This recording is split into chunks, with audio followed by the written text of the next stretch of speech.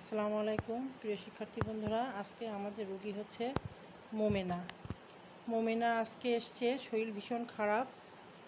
ওর কিডনির সমস্যা। পরীক্ষা করেও জানা গেছে যে কিডনিতে একটা ড্যামেজ ভাব এসছে, বেশ খারাপ ইনফেকশন হয়েছে বাম দিকের কিডনিটাতে।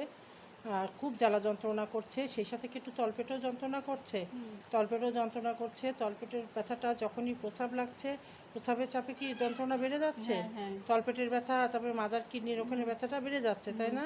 প্রচণ্ড ব্যথা, যন্ত্রণায় ছটফট করছিল। খুব সকালেও আমার কাছে চলে এসেছিলো, আবার এখন আসলো। যা হোক, আসল ট্রিটমেন্টটা আমি এখন দিচ্ছি। আমি একটু যন্ত্রণাটা কমানোর একটু চেষ্টা করেছি, একটু 30 শক্তির ওষুধ দিয়ে।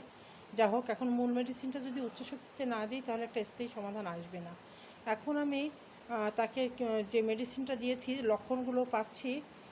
তার বাম দিকের কিডনিতে ভীষণ যন্ত্রণা, চিরিক মারা, প্রস্রাব ঘন ঘন হচ্ছে, তাই না?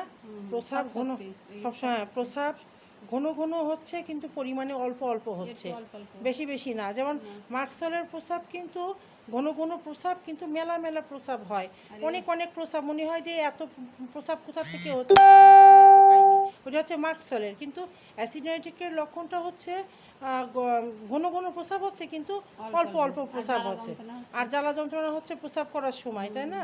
হ্যাঁ, এখন তার সাথে প্রস্রাবে একটা ঝাঁঝালো গন্ধ আছে। হ্যাঁ, আর প্রস্রাবের চাপের কারণে তো মাজায় যন্ত্রণাটা বেড়ে যায় সাথে সাথে।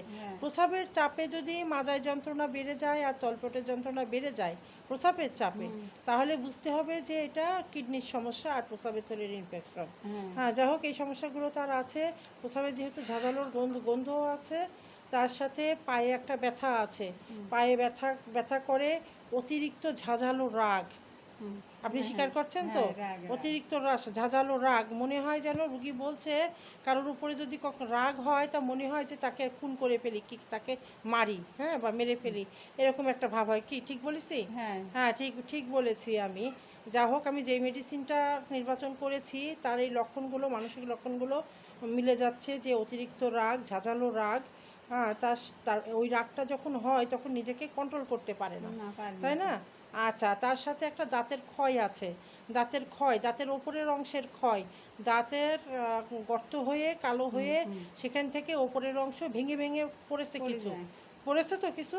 হ্যাঁ, কিছু পড়েছে। যাক, যতটুকু, এছাড়া তো আপনার অন্য কোনো সমস্যা নেই।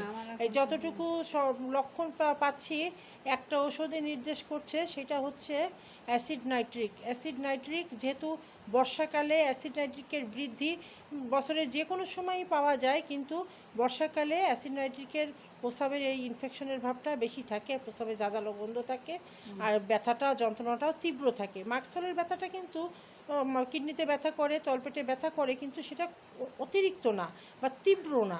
কিন্তু অ্যাসিড নাইট্রিকের যন্ত্রণাটা কিন্তু তীব্র, অতিরিক্ত, খুব জ্বালা যন্ত্রণা করে, তাই না? খুব অতিরিক্ত জ্বালা যন্ত্রণা করে। যা হোক, আমি দাঁতের একটা ক্ষয়, যেমন অ্যাসিড নাইট্রিকের দাঁত যে ভেঙে ভেঙে পড়ছে, এটাতে বেশ ভালো কাজ করে।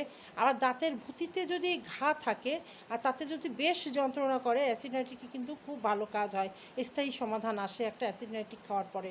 একটু ঘা বেড়ে যেয়ে আবার ভালো হয়। তাই ইনার দাঁতের ভুতিতে কোনো ঘা নেই। যা হোক, আসে হচ্ছে দাঁতের ক্ষয় হয়ে ভেঙে পড়া। যাক, এর উপরে কাজ করবে ইনশাল্লাহ অ্যাসিড নাইট্রিক। আমি অ্যাসিড নাইট্রিক 1M মাত্র একটি দানা ডিস্টিল ওয়াটার দিয়ে গুলে ডোজ তৈরি করে দিলাম, কিছুটা খাইয়ে দিলাম, আর বাকিটা প্লাসিবো ভিটামিন দিয়ে দিলাম। সকালে 5টা, রাত্রে 5টা করে খাবেন, ঠিক আছে?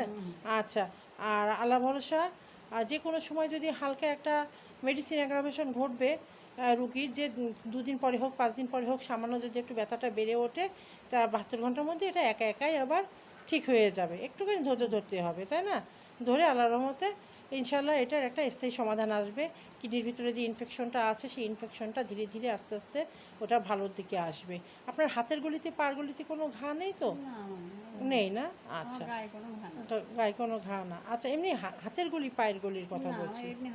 আচ্ছা, নখ পচা টচা নেই তো? না, আচ্ছা, যা হোক। আচ্ছা, সেগুলো অ্যাসিড নাইট্রিকে ওই লক্ষণগুলো আসে। গালসি ঘা, আপনার তো গালসি ঘাটাও নেই। হ্যাঁ, যাক।